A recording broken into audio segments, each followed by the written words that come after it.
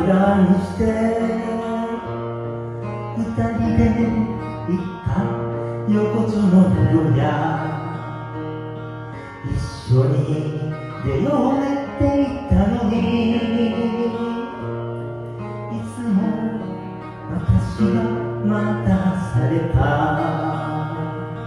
荒い髪が芯まで冷えて、小さな石鹸カタカタなった。あなたは私の体を抱いて冷たいくれって言ったのよ。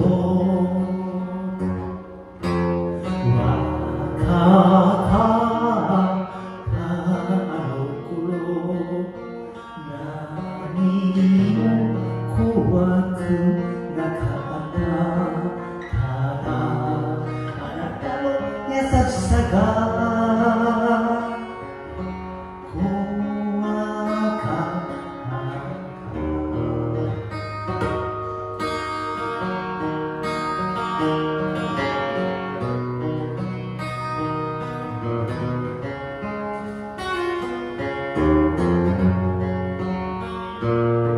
あなたはもう捨てたのかしら。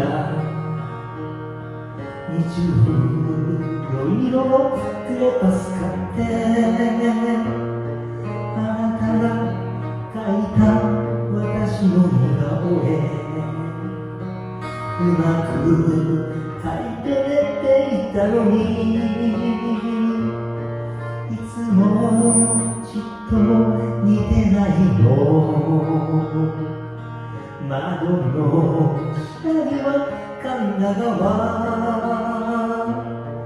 三条に泊まる小さな下宿、